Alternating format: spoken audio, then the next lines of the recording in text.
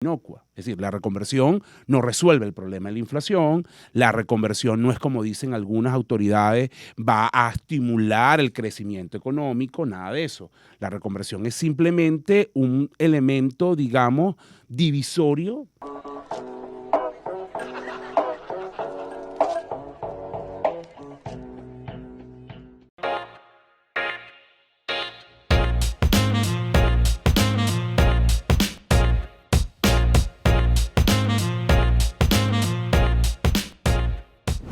Hola queridos amigos, bienvenidos una vez más a otro capítulo de Tertulia y Dinero, un podcast en donde tres profesionales apasionados por el mundo de los negocios conversan de manera casual acerca de temas de economía, finanzas e inversiones.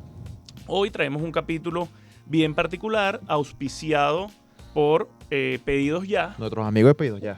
¿Tú encontraste tu punto P? Lo he encontrado, ¿viste? Ah, bueno. Y con Pedidos Ya tenemos un código promocional para nuestro podcast, el código Tertulia para las personas que hagan su compra por primera vez, un descuento de $4 y adicionalmente, si la compra mínima es de $6. Así que aprovechen todas las personas que están en Tertulia y que compran a través de Pedidos Ya este código, nuestro código Tertulia. Excelente.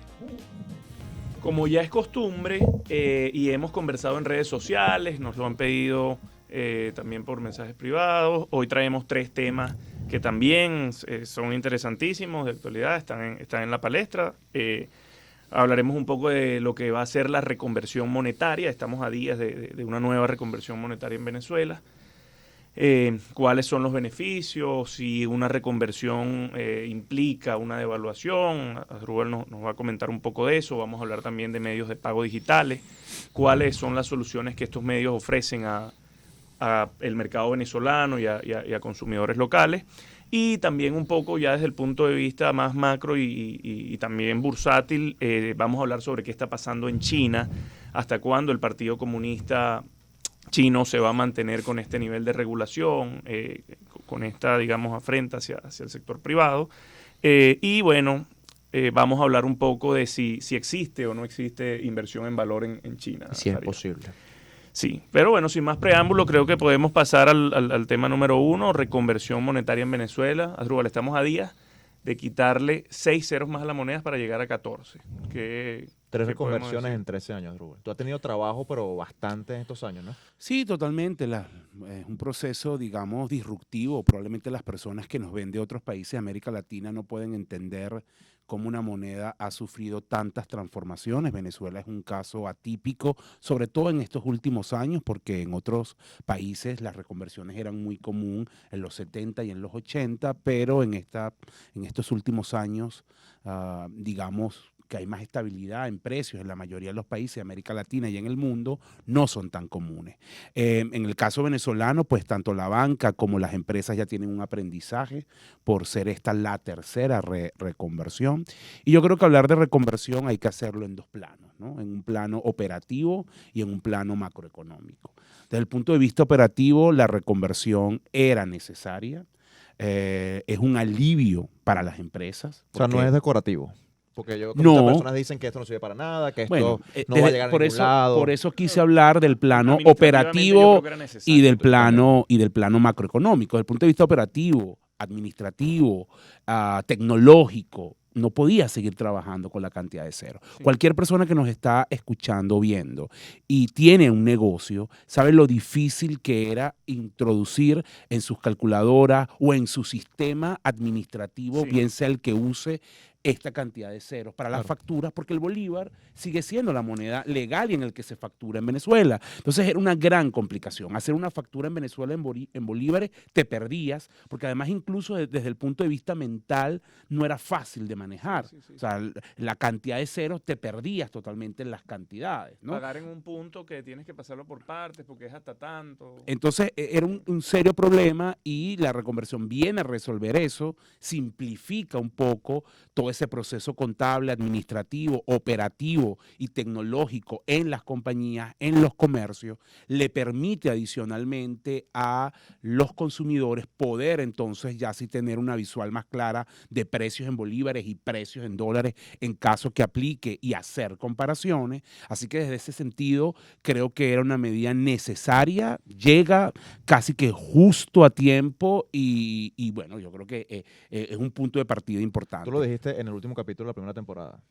De cosas que están por venir. Todavía no había salido el anuncio oficial, pero era un secreto a voces. Pero, para que tú veas, pero era lo de la reconversión monetaria que venía y llegó, pues. Exacto. Y luego está desde la óptica macroeconómica, y ahí sí tiene mucho que ver con las críticas que hace la gente. Efectivamente, desde el punto de vista macro, la reconversión es inocua. Es decir, la reconversión no resuelve el problema de la inflación, la reconversión no es, como dicen algunas autoridades, va a estimular el crecimiento económico, nada de eso. La reconversión es simplemente un elemento, digamos, divisorio como lo acabo de señalar, de cómo se van a mostrar las cifras, pero mientras tú no resuelvas las causas estructurales que causan los problemas de la inflación en Venezuela, el ritmo de subida de los precios se va a mantener, ¿no? Ahora, tampoco la reconversión, porque yo te lo he visto decir en Twitter, es devaluación, porque también he visto ciertas, no sé, personas en el medio decir que automáticamente cuando se anunció la reconversión, cuando se anunció en el pasado, automáticamente nuestra moneda pierde poder de compra. Yo quisiera que tú nos dijeras, o sea, ¿cómo pierde poder de compra nuestra moneda? O sea, que la afecta la inflación, lo afecta la pérdida en comparación con el dólar, pero la reconversión lo afecta. Ese es un muy buen punto, José, porque efectivamente la reconversión no tiene nada que ver con devaluación ni con pérdida de poder de compra. Nuestra moneda pierde poder de compra casi a diario. Claro. Y va a seguir perdiendo poder de compra después de la reconversión. O sea que eso es antes, durante y después. O sea, porque al final lo que hace que pierdas poder de compra es la inflación y adicionalmente es el ritmo de depreciación de nuestro bolívar con respecto al dólar, que es la principal moneda con la cual nos comparamos. Entonces, claro, son dos procesos que son independientes. Quitarle 6 ceros a la moneda no necesariamente es una devaluación. Es decir, ¿no? Pero cada día que el tipo de cambio, para cerrar un poco la idea, Jesús, cada día que el tipo de cambio sube, tipo de cambio bolívar-dólar, obviamente ahí estás teniendo que nuestra moneda está perdiendo valor. Es así, es decir, que entendiendo, digamos, que la reconversión, que no han cambiado estructuralmente las condiciones del país, podemos decir que esta reconversión es meramente una reexpresión de la moneda local. Eso también es otro punto importante. Las autoridades hablan de reexpresión y es más un tema técnico porque el bolívar va a seguir usando su nombre, el nombre que se le asignó en la reconversión pasada y que además así está registrado en el sistema ISO, que es el sistema donde se ven todas las monedas internacionalmente. Okay. En esa oportunidad se estableció como código ISO para Venezuela, el código BES, por el tema soberano, y ese código se mantiene. El Banco Central lo ha dicho explícitamente que se mantiene y por eso ellos hablan de reexpresión, porque vas a seguir utilizando el código. Para los efectos prácticos, reexpresión y reconversión es exactamente lo mismo. Le estás quitando ceros a la moneda, en este caso le estás quitando 6 ceros. Hay mucha gente que argumenta, incluso colegas a quienes yo respeto, que va a durar un poco. Mira, si tú ves esta reconversión en el plano de lo que está pasando en la economía venezolana, y hay dos elementos importantes para precisar su duración. Uno es el grado de dolarización tan profundo que tiene la economía venezolana. Estamos hablando de más de 2/3 de las transacciones se pagan en dólares, más del 50% de los depósitos de la banca están en dólares, y eso ya es un punto importante. Sí. Por cierto, ahí está nuestro banco Banplus con su cuenta custodia que ofrece soluciones en este marco. Y Divisas Plus. Exactamente. Y en segundo lugar, la tasa de inflación ha venido descendiendo. Es decir, nosotros no estamos en el ciclo hiperinflacionario del año 2018, cuando se realizó la última reconversión, donde estábamos hablando de tasas de inflación de 25% por semana. Hay que verle la cara a eso. Ustedes que saben lo que es el interés compuesto. En este momento, en el primer semestre, la tasa de inflación es de 5% semanal. si nosotros replicamos esa tasa de inflación, asumiendo que ni suba ni baje, esta reconversión pudiera durar un poco más de 60 meses, es decir, un poco más de 5 años. O sea que el lapso de tiempo puede ser más largo, porque yo te digo con honestidad que más bien lo que veo es que la tasa de inflación en Venezuela siga descendiendo por el grado de avance de la dolarización. Así que le auguro un ciclo de vida más largo a esta nueva reconversión que está por llegar. Adrua, yo te escuchaba este fin de semana que tuvimos el taller con Más Saber de fijación de precios en entorno hiperinflacionario y volatilidad cambiaria. Un dato que me dejó perplejo, que era que la inflación que estaban midiendo en las últimas semanas estaba en casi que en mínimos históricos en los últimos 5 años. O sea, casi que 1,5% mencionaste y me dejaste algo. O sea, ¿tú ves eso perdurable? Sacando el tema de que sabemos que en el último trimestre va a haber una ejecución por tema de elecciones, política, etcétera, y porque siempre a final de año hay más ejecución desde el punto de vista monetario. ¿Tú lo ves perdurable en el tiempo? Además, obviamente el efecto de la dolarización afecta incesantemente. Mira, efectivamente yo creo que es una tendencia que se pueda ver, probablemente no necesariamente se replique en ese promedio, pero sí, agosto ha sido un mes atípico en términos de tasa de inflación. Vamos a ver cómo cierra septiembre, que ya está por terminar, pero en agosto las tasas de inflación semanales que estábamos viendo eran sorprendentes, 1%, el máximo llegó a estar en 3%, que para los estándares de Venezuela son tasas de inflación semanales extremadamente bajas. Por eso te digo, en honor un poco a ese punto, que esta reconversión puede ser un poco más larga y tener más durabilidad que las dos anteriores. Bueno, que la anterior, la otra duró también bastante, ¿no? La primera. Justo antes de entrar al programa conversábamos José Miguel y yo con respecto al tiempo, como apostando un poquito ahí, bueno, ¿cuánto va a durar esta reconversión? ¿Qué tiempo? Yo tenía, sin tener data dura, mi opinión o mi enfoque era un poquito ese, ¿no? Entendiendo que esta reconversión, digamos que duró unos 3 años en un proceso de hiperinflación, al principio de ella, donde había mucho crédito de la banca en bolívares. No sé. Justamente la anunciaron en la boda de Jesús. ¿Te acuerdas? Sí. Estamos en Margarita. Dijimos, qué mala suerte, ¿vale? Sí. Bueno, de hecho, el primer año en que entra en vigencia esta reconversión anterior, la del 2018, la tasa de inflación de Venezuela terminó en casi 500,000%. Exacto. O sea, eso ya te habla de yo me acuerdo que ese agosto y ese septiembre fue terrible con inflaciones por encima de 200% mensual. Sí. Hay que tener cuidado, algunas recomendaciones para un poco cerrar este punto sobre el tema de reconversión para las empresas. Uno, bueno, no dejar todo para última hora, todo lo que son adecuaciones de sistemas, contables. También es muy importante tomar sus previsiones con respecto a la banca. Estos días que están por venir previo a la reconversión, la banca va a estar abocada a trabajar este tema. Sí. Así que todos los que son pagos gruesos, pagos de nómina, pagos a proveedores, vamos a tratar de hacerlo con tiempo, con anticipación, porque los últimos días de septiembre, los primeros de octubre, digamos que va a estar el tema de la reconversión allí. También es importante para los que están en el eslabón comercial que tengan cuidado si dejaron de poner sus precios en bolívares, porque era muy complicado.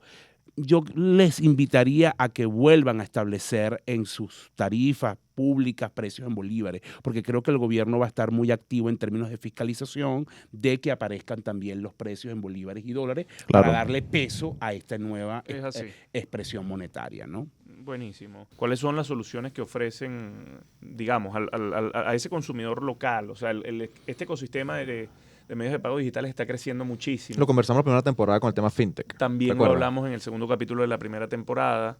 Pero digamos, más allá que está creciendo en términos globales, en Venezuela particularmente parece ser como una especie de auge. He visto muchas iniciativas. Estamos intentando hacer cosas en lo que tiene que ver con medios de pago digitales.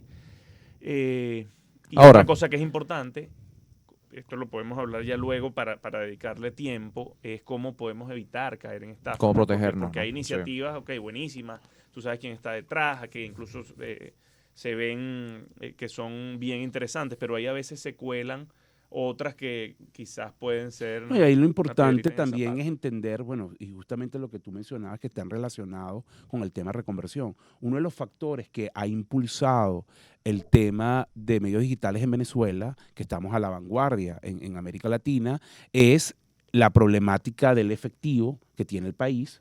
donde prácticamente nuestros niveles de efectivo sobre liquidez están en unos puntos muy por debajo de la media de América Latina y ni hablar de la media internacional. No, pero danos números. Menos del 5%. Ajá. Ahorita ha mejorado un poco, pero llegó a estar a niveles de 1.5%, que es extremadamente bajo. Y por supuesto la hiperinflación también, la aceleración en los precios, o sea que ese efectivo caducara y su uso se perdiera en el tiempo. También la dolarización, sin embargo, hay que destacar que allí más bien hay un área de oportunidad.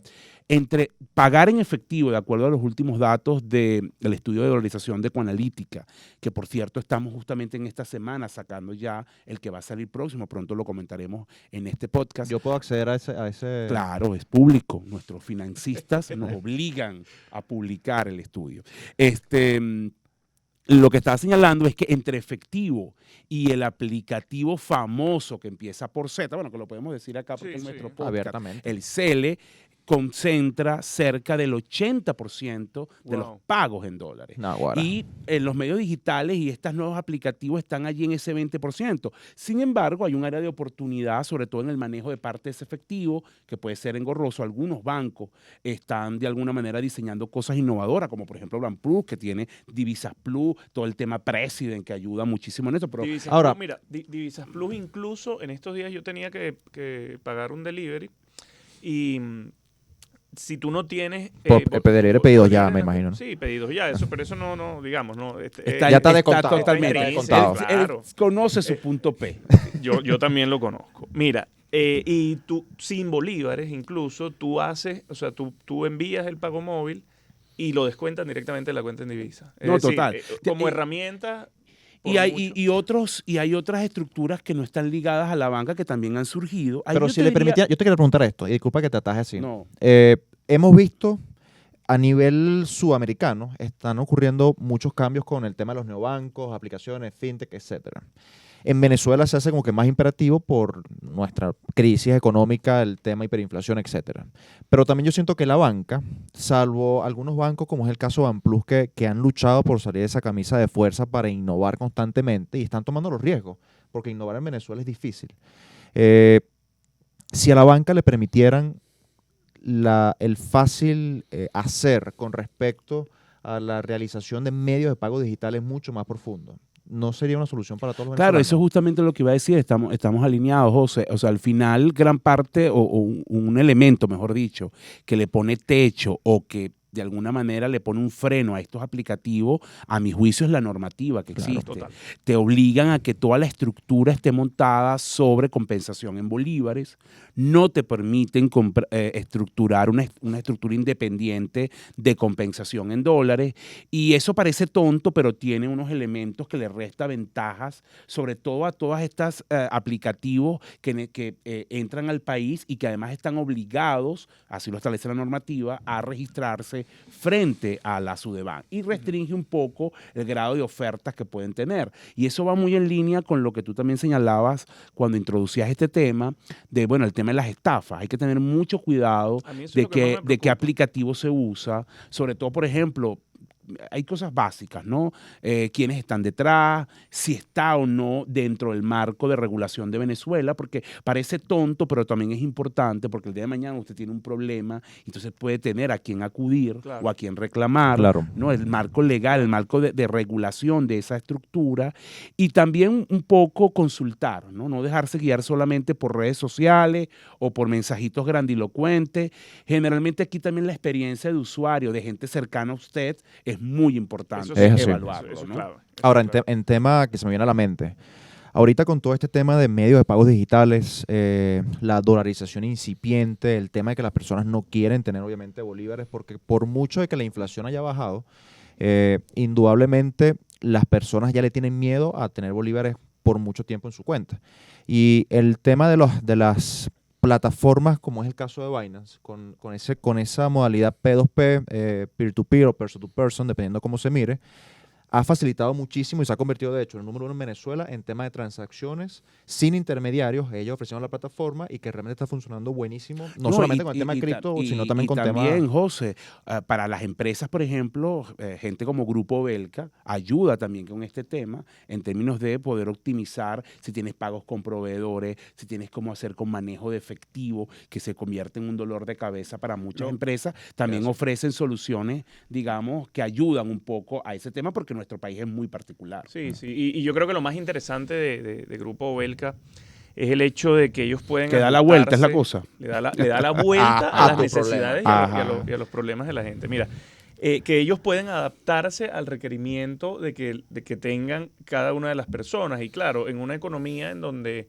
hemos caído 80% en 8 años, 7 años, y donde faltan tantas cosas en términos sistemáticos, es decir, en alguna economía desarrollada tú vas, te metes en una aplicación y no te tienes que preocupar demasiado, ¿sabes? Pero en Venezuela, Claro. bueno, hay muchas herramientas que no las hay, pues aunque hay iniciativas, no está sistematizado. No, yo creo que eso y llegó, Obelca en ese sentido te ofrece, digamos, soluciones para el problema o la situación que tú y al tengas. final todo ese ecosistema de medios de pagos va a seguir creciendo. Yo insisto, cuando tú tienes más de 50% de pagos en divisas, que tienes ciertos grados de ineficiencia, a la medida que la banca entre, en la medida que estos aplicativos entren y se optimice el ecosistema, el grado para crecer es muy grande. Sí. Y hay otro factor que hay que meter acá, por supuesto esto da para incluso otro programa, y es el factor remesas. Totalmente. ¿No?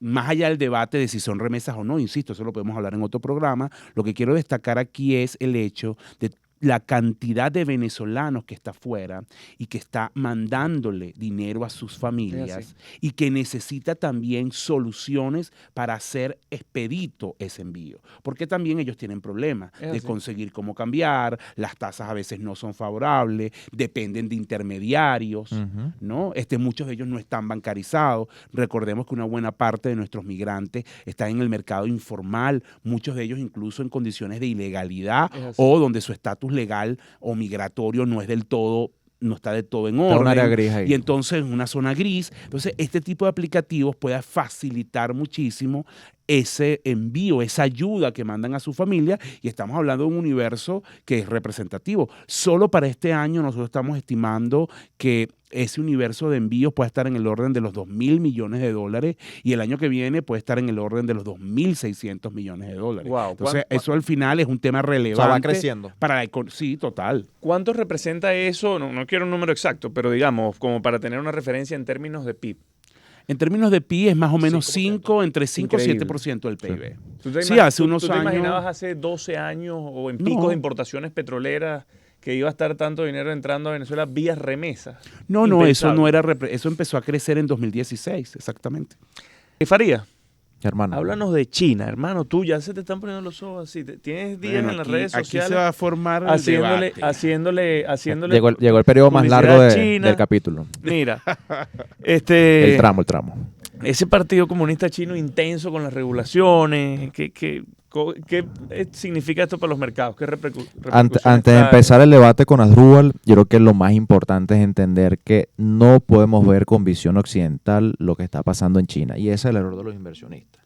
Hay que intentar entender. Lo que está pasando es terrible. O sea, que tú dices que al final el bolsillo te define. Se le están poniendo los ojitos así. No. Verlo. Cuando Hay que tú ves la entender. ganancia, tú dices, es una visión oriental. Hay que entender el juego hay que entender el juego que estamos jugando. El mercado chino ahorita es muy parecido al mercado norteamericano en los 50 y los 60. Es decir, solamente la participación institucional ronda entre el 10 y el 15%. Hay demasiada participación del minorista y de hecho una participación minorista con los incentivos para participar agresivamente. Parece mentira, pero China no te cobra impuestos por ganancia de capital, China no te cobra comisiones por operar, China no te pone barreras para entrar en el mercado. No, yo coincido contigo, José, de que no hay que ver el tema con visión occidental, pero también incluso hay que entender lo que hace China en el criterio de su modelo político. Ok. Y eso es un Sí. tema muy importante. O sea, al final, toda esa estructura regulatoria sobre los videojuegos, sobre los medios de pago, sobre sus grandes tiendas, sobre las universidades o la educación, sobre incluso los influencers, porque también afecta a la Sí. televisión, Total. y sobre el tema ligado al crédito, Ujú. a las hipotecas, al mercado inmobiliario.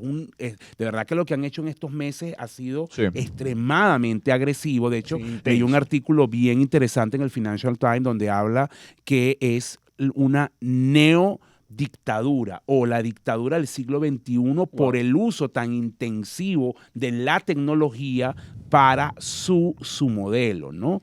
Y eso Para es un efectos tema, regulatorios. claro, eso es un tema clave, que no puedes separar, a diferencia de lo que puede pasar en Estados Unidos o en los mercados europeos o incluso en los mercados emergentes, que muchas veces la política y la economía se pueden separar.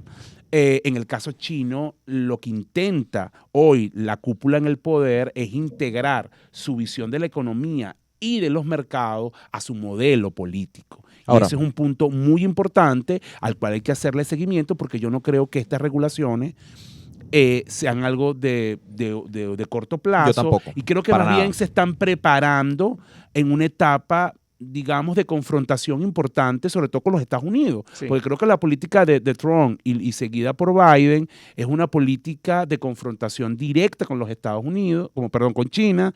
Esa política creo que se va a mantener. Incluso las áreas de cooperación como el clima no están presentes hoy día. Y eso es un elemento que augura pues tensiones importantes de aquí en adelante y que va a terminar afectando los mercados. Por eso es que yo soy escéptico de la inversión en China. Mira, el tema con China, yo escribí un artículo con un gran amigo, con Juan Carlos Apitz, en Finanza Digital, lo intentaremos colocar acá en la descripción del capítulo, se llama sobre China y sus posibilidades, y quisimos pasearnos sobre, desde la entrada, bueno, la reforma económica que comenzó en el 79 con Deng Xiaoping, la influencia que tuvo Lee Kuan Yew, realmente la mente maestra detrás de toda la transformación de Singapur, y toda la transformación que tuvo el enfoque chino desde el punto de vista del mercado privado a partir de los 90, que se conocía como el Silicon Valley chino. Ciertamente lo que está pasando en los últimos meses, porque realmente ocurrió a finales del año pasado con todo el tema de The Ant Group, que bueno, lamentablemente, yo digo lamentablemente porque a partir de ahí fue como que la mecha que encendió todo, Claro. que fue cuando Jack Ma hizo unos comentarios un poco inapropiados desde la percepción de la cúpula del Partido Comunista Chino y empezaron a quebrar todo. Luego viene el tema con la educación en línea, que ellos dicen que la educación ahora está capturada y enjaulada por el capital privado.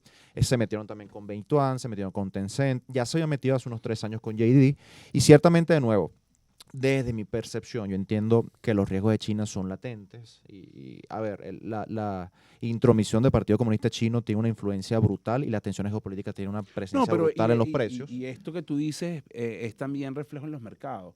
Hay, yo te diría, inversionistas tipo BlackRock, que es de tu idea, y hay otros que más bien están saliendo. BlackRock de lo puso China. ahorita en un artículo de Financial Times, me imagino que lo leíste. Ajá. Ellos dijeron, panas, China ya no es un mercado emergente, es la segunda economía más Sí. importante del mundo, va camino a convertirse en la economía más importante a nivel global en los próximos años. No podemos seguirla viendo como un mercado emergente, hay que ir tomando posiciones, porque uno ve los índices o ve los grandes portafolios, las grandes instituciones, y China está subrepresentada. Sí, sí. Entonces, uno evalúa a China. Crecimiento de 9 y tanto % en los últimos años. 800 millones de personas salieron de pobreza. 200 millones de personas están entrando a la clase media. China va a dejar de ser un país centrado en importaciones y exportaciones para empezar a satisfacer su demanda interna. Porque ahora son los chinos que están agarrando poder adquisitivo y van a empezar a demandar cosas dentro de la propia Pero China. también hay que ver algunos elementos que son preocupantes. El grado de apalancamiento de sus empresas, Sí. el peso, la distorsión Y no que sé si has genera visto el lo de sector Evergrande, público, lo de la exactamente. parte inmobiliaria está ahí en 3 y 2. Los problemas ligados al envejecimiento de su población, que inciden en su productividad y en los costos laborales. O sea, hay elementos también allí que hay que mirar. El grado de tensión que tiene en la región con Japón, con Taiwán. O sea, que al final, el tema Hong Kong, o sea, Como yo lo veo. Al final, ojo, creo que hay que tener una visión de... Pero hay que estar o no hay que estar, así sea con poco. Esa al final es mi percepción. Ojo, no es una. De hecho, con el caso de Alibaba, Mira, Alibaba ha sido de nuestras peores inversiones te voy portafolio. a hacer Pero vamos a ver la semana que viene. Yo te voy a ser bien honesto. Habiendo tantas oportunidades en los Estados Unidos, en Europa. Y en los mercados emergentes, yo, Asdrúbal Olivero, lo digo con total honestidad, la verdad que prefiero centrarme allí que meterme directamente. Pero es porque a ti te en gusta el tema. ir para Nueva York y te gusta Eso Madrid. es lo de él, eso es lo de él. Claro. Mira, Folionet Faridad le gusta permite pequeño. abrir cuentas con Ahora, China, ahora, que, trabajar con ahora, acciones ahora chinas. que lo preguntas, para aquellos que nos están viendo, de nuevo, recomendación de investigación antes de comprar, pero nuestros buenos amigos de Folionet tienen acceso para que sus inversionistas o sus clientes puedan comprar participaciones en China. Yo he hablado de CAWEB, que es el índice tecnológico chino, que ha llevado palo este año. Ha llevado palo, no les voy a mentir. Tiene empresas como Tencent, Baidu, Alibaba, Pinduoduo, etcétera. Esta MG. también hace... MG está, a mí me gusta mucho que es uno que se llama ASHR porque ese tiene directamente la participación de China. Hay un tema que lo podemos ver en el capítulo más adelante, que son los VIE, que son vehículos de entity, no lo sé en castellano, pero son como vehículos a propósito especial para invertir en China, porque el gobierno Ok. chino no permite que inversionistas extranjeros inviertan directamente en China. Entonces se abre una empresa en Caimán con el nombre Alibaba, firma contrato con Alibaba en China, una especie de transferencia de negocios y tú puedes En la formar práctica se parece como un ADR. algo parecido. Es importante también ver este tema con mucho seguimiento. Hay ya analistas de talla de premio Nobel y de talla de economistas de renombre que están recomendando en sus artículos, en la opinión pública, elementos de separar la inversión china en el mercado de acciones de los Estados Unidos, ¿no? Es correcto. Y que pongas algún Eso, tipo de eso por ahí está restricciones. caliente. Así que ese es un tema que hay que mirar con mucho cuidado de cara a futuro. De ¿no? hecho, China Buenísimo. también, el gobierno chino, y con esto cerramos, y voy a dejar un comentario con respecto al tema regulatorio y lo que yo creería.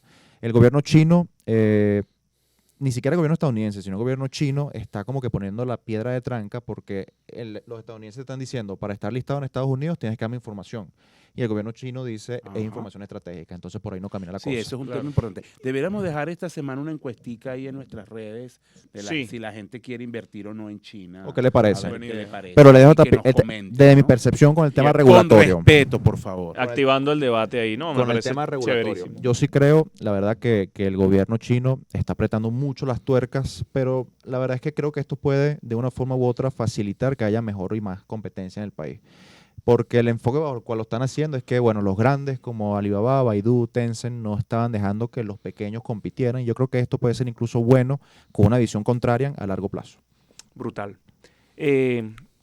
Por cierto, te iba a comentar, estás vestido hoy como banquero de inversión. ¿Cuál es la píldora de esta semana? El sitio donde vamos a trabajar unos añitos, déjame sacarlo acá de... Háblame de del la librito píldora de la semana, que la gente del internet del dinero. media hora hablar de oyéndonos. Bitcoin ahorita, ya que andas tan pro Bitcoin últimamente. Vamos a hablar la píldora. Volví con la hojita, señoras y señores.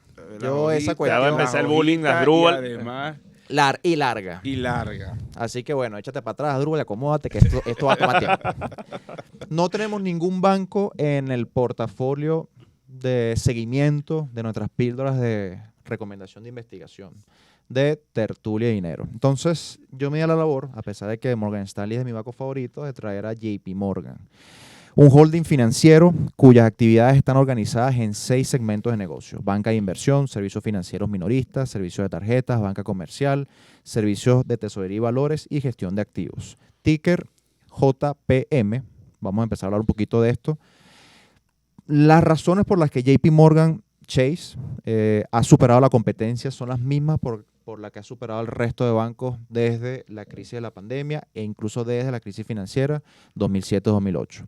El año pasado incluso, que fue un año terrible a nivel financiero, este año ha sido bueno para los principales índices y para las acciones de la banca. JP Morgan solamente bajó un 5,5%, mientras que todos los grandes competidores bajaron 2 dígitos, incluso cayendo hasta 40%. Se preguntaban nuestros seguidores de Tertulia de Dinero en nuestro portafolio, ¿por qué JP Morgan no ha caído tanto, no cayó tanto en la crisis subprime, no cayó tanto en la crisis del COVID, y por qué de igual forma sigue beneficiándose de los buenos momentos del mercado? Sobre todo por su eficiencia. Si yo pudiese definir JP Morgan con 2 cosas, uno sería su CEO, Jamie Dimon, que para mí es un rockstar desde el punto de vista de gestores y presidentes y sobre todo administradores de empresas, pero también la eficiencia del banco. Tiene un sólido balance y una gran diversificación de sus ingresos. Utilizando 2 medidas claves que se utilizan mucho a nivel bancario, el rendimiento del banco tiene un ratio de eficiencia de 58%. Un ratio de eficiencia es la relación de los ingresos brutos con los gastos operativos, los gastos de mantenimiento para satisfacer aprendiendo, esos ¿viste? ingresos. Y una rentabilidad sobre fondos propios, el return on equity se utiliza bastante a nivel bancario, de 19%. El más grande, ambas datas, dentro de los grandes bancos en Estados Unidos. Fortaleza de balance, rendimiento comparativo altísimo en comparación con el resto de la banca desde la crisis subprime, desde la crisis del COVID. Y en términos de qué pasa si viene una caída de mercado, qué pasa si vienen periodos chimbos, etcétera, etcétera. 1,5 billones de dólares en liquidez inmediata, más de 500 millones de dólares en cash efectivamente. Jamie Dimon ha dicho que este cash es para utilizarlo en inversiones y en oportunidades buenas, que ellos esperan un incremento de la inflación y que están preparados para que el banco siga saliendo adelante. 2 cositas más. La ventaja que tiene JP Morgan, y basta con ver una conference call de sus earnings, es sencillamente tienen demasiada diversificación de ingresos. Ellos pueden estar mal en la parte de retail, de banca comercial, pero con la parte de gestión de activos saben Es un cómo elemento diferenciador con respecto a otros grandes distintos bancos del revenues. mercado. Y lo que le gusta a Jesús, que yo no podía dejarle esto, es el rendimiento del dividendo, una acción que deja un 2,3% de dividend yield, más alto de lo que está entregando, por ejemplo, el Standard & Poor's 500. Para nosotros, una buena píldora de recomendación de tengo buenos investigación. amigos en Entendiendo JP que las tasas de Morgan. interés están Le mando un bajísimas. saludo a mi amigo Ben Ramsey, el economista jefe para América Latina. de Buenísimo, JP contactazo. Morgan. Ah, bueno. Contactazo ese de Asdrúbal, ¿no? Mira, cuando yo conocí a Farías, bueno, cuando lo conocí no, ya, digamos, nosotros de chamos, pues. Farías ahorraba en bolívares en una cuenta de ahorro, hermano, allá en un banco de la plaza en Maturín. Y ahora habla de JP Morgan. ¿Quién lo Imagínate diría, tú. no? Ha Seguimos, aprendido, seguimos aprendido. avanzando, hermano, Así seguimos es. avanzando. Señores, esto fue Tertulia y Dinero, un podcast en donde 3 profesionales apasionados por el mundo de los negocios conversan de manera casual acerca de temas de actualidad, finanzas e inversiones. Nuestras redes sociales, @Tertulia y Dinero, las del programa en Instagram y en Twitter. Los invitamos a que se suscriban también al canal de YouTube y abran el debate en redes sociales. Mi red personal, @JesusLeonet en Instagram y en Twitter. @JMFariasU en Instagram y en Twitter. @AROliveros en Instagram y Twitter. Gran abrazo y nos vemos la próxima semana. Chau, chau.